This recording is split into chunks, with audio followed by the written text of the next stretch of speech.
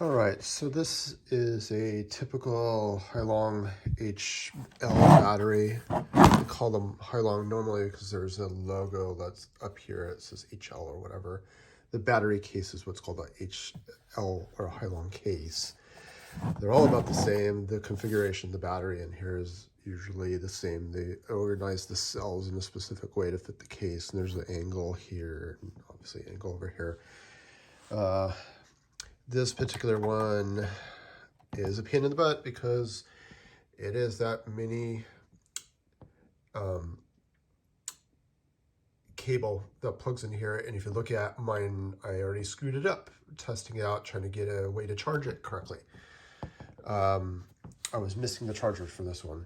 So the unfortunate thing is that this particular base is a standard base, and the base that you have is I'll call it the mini base. It has just barely anything here. I prefer this particular base in particular. So us switching this battery for you is technically a good thing. So what I'm thinking the plan of action is to take the base off the bike right now.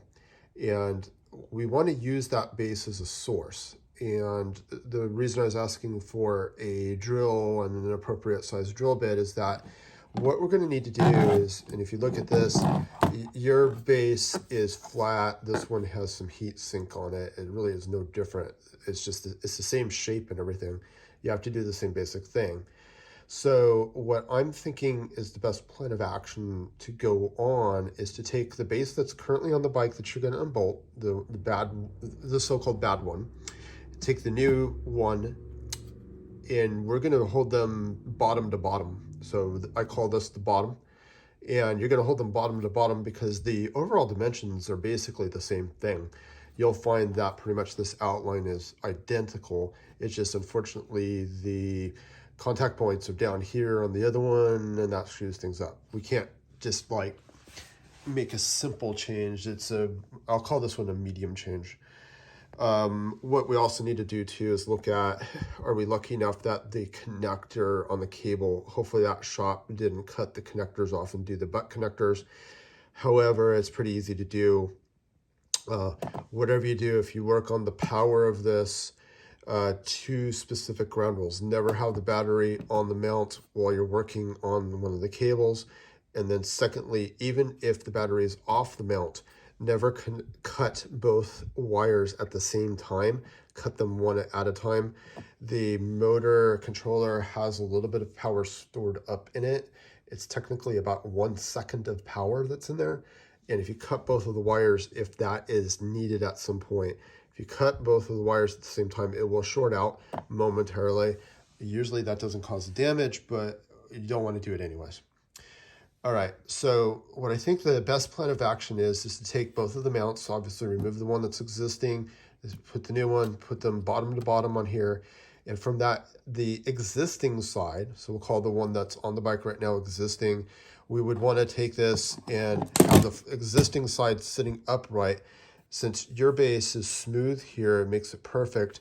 We take the two holes that have been drilled in the existing and then take a Sharpie or something, or even a scribe, go through the hole and create a mark.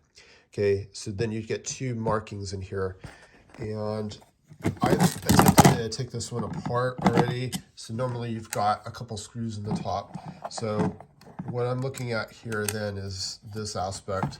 Normally you can push down on the contact points and it starts to separate the base out of it like this has. You see it separates out. If you look at it, the internals of this base and your base is identical. All right. And what we're looking at here then is if we do some measurements based on where you make markings down here, what we'll find is, and what we're trying to guard for, is that, say, the hole doesn't end up being way up here, or we're way too down far. Generally, we're looking at having somewhere about a ½ inch to an inch. The distance between the holes has to be exactly what's on the bike. That's generally about 61 millimeters. You can measure it specifically. I more remember it because of building bikes in specific ways. It's a standard. So if you need to and verify it, you can measure it out, do it in inches if you want. It's not going to be a perfect inch measurement, but measure it out, make sure. So normally what I do is, if I'm doing this from scratch, is I come here about where my finger is, I measure the width of this, center it, and come back a little bit. And then from this point, I measure backwards for my distance. So I have the hole-to-hole measurements to match the bike. I drill those holes, all right? So since you've already got that and you know it's dialed, that's cool. If for some reason that hole is up here too far, and the reason that you get worried about that is because of this here coming in and maybe interfering, it's really not technically an issue, but you know, that's why I space it back a little bit. But in your case, I don't think it's going to matter too much.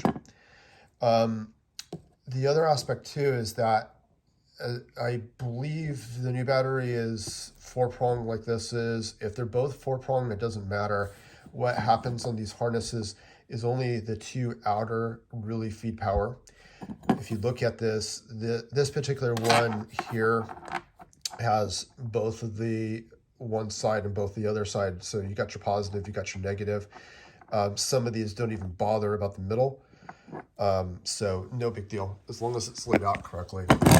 Okay, so if you can accomplish that, we can effectively bolt the new battery on much the same way that the existing one is.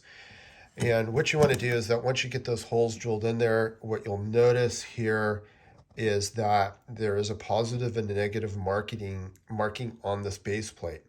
And what that purpose is that on this, red is positive. You want to get the red to come down in here. You'll see that it falls into the slot.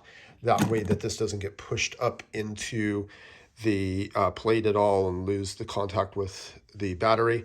So, you know, you slide this down in there so that way it can't come out, it can't push in.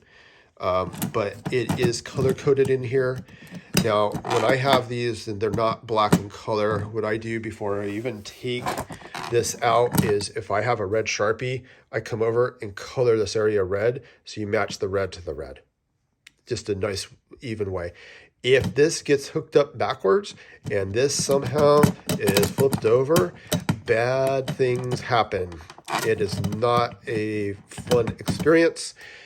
This will short out and it will ruin the controller of the motor. Now, yes, we can get replacement controllers, but the controller is a fun thing to replace. There's 5 plugs on the inside of there. Luckily, they're all plugged. There's no true wiring. You just go plug to plug.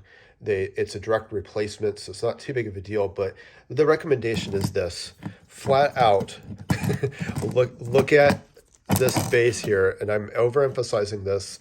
I'm not trying to be, I don't want to gloss this over because I have done this 3 times by accident. The first one was a true accident. The second one, somehow my wiring had a little bit of tension and it flipped over on me. Put it together wrong, popped the battery on there. In this case, turned the power on and I'm like, oh crap.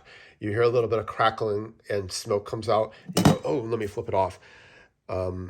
There's fuses in the battery to protect on this, but nonetheless, pay massive attention. You've got your positive, you got your negative. Lay this on here properly, whatever you got to do. If you have somebody around that's helping you, you go and explain it to them. They go and verify what you explained, and then it matches what's seen. That's cool. Okay, so to reassemble this, you got your holes drilled, and all you're simply going to do before you do any wiring and anything like that is bolt this onto the bike. Just flat out and bolt it on there. Now, if those parts that I included in the original kit are still available, what you can do is fix their setup. There is 2 long bolts that are 25 to 30 millimeters in length. I apologize for the camera. They'll stick down like this. The front one is shorter because there's a shorter distance. There is a piece of box tubing that has been cut on a bias like this. Okay, that is made to hide the gap in the frame.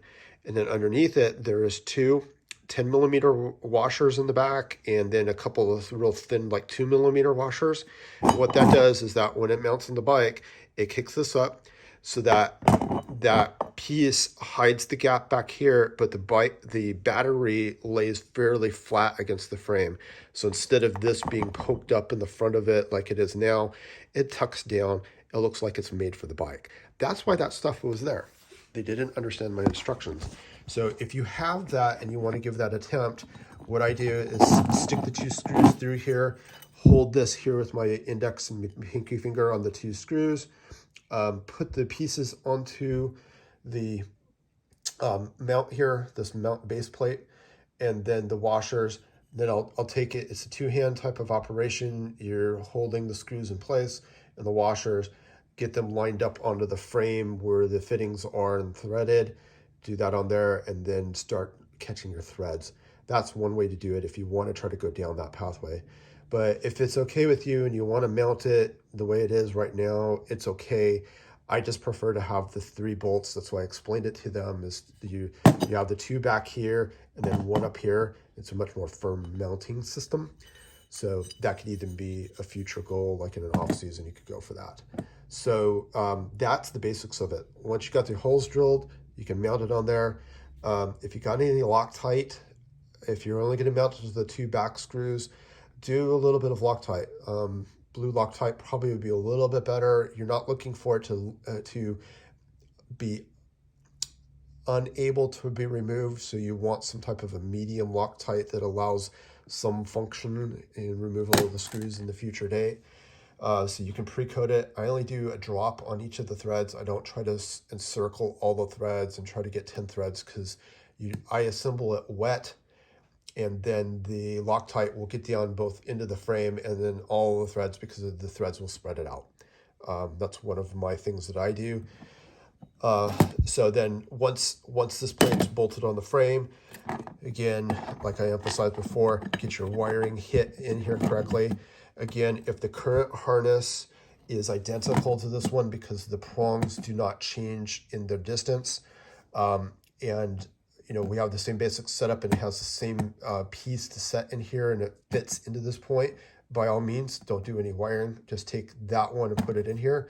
And then when you send the old battery and everything, just send me this piece back and I can use it. All right. So once you've done that, what has to happen is the upper base plate comes in at a bit of an angle like this. So I'm sorry, I'm trying to do this one-handed here, but you'll come in and you'll see that the prongs are sitting in here. You'll get to come in here and it'll drop into place. To be able to verify what you're looking at is this line through here has no gap in it.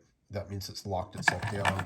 Put your 3 screws in, and at that point, you're welcome to put the new battery on it and test it. It should work. A point of order on this: over time with these batteries, these spring terminals, you can see this one's pretty tight, is the vibration of the bike back and forth and all the different things that go on. These spring terminals end up bending after a while. So what you can do is take a pick and bend them back in and gain some tension. And I have seen a number of bikes over time lose that connection. They'll go, oh, my bike cuts out. There's got to be something major wrong. And the reality is, many times just bending these back to where they make good connection will then prevent the bike from shutting off. So that's a pretty typical thing. All these batteries that are removable like this end up having that connection issue. So that just lets you know. I take like an ice pick or punch or whatever I can reach in there with. Sometimes I have a sharpened pick that I use. Make it out of a bike spoke, stick it down in there and do that. All right, I apologize for the length of the video, but I try to go over everything. It's really not a difficult process about what's here. It's very, very simple about what's there. You just basically got to get 2 holes drilled in this aluminum plate on the bottom that match the distance. By all means, if you drill the holes, go up there, match it onto a bike. It doesn't matter. This is a $15,000 bike. These holes right here are the same exact distance as what's on your bike. Not a problem, not a difference. They are the same on all of them. It's always the same distance. You can kind of see these screws on here. They're always that same setup there. All right, so that's all we're aiming for on this, is to accomplish that. So if you have any questions, feel free, get a hold of me. We're glad to do that. I can guide you through whatever we got to do. If we need to do a video call, by all means. This is on an Apple phone that I'm doing this. So if you have an Apple phone, we can do a call that way very easily, and we do whatever we need to do. Ask me questions. Video is great. I've done that a lot. So if you need it, let me know. But I hope that this answers the questions. It gives the basics. If you need me to write something out, I'd be willing to do that as well. All right. Thank you.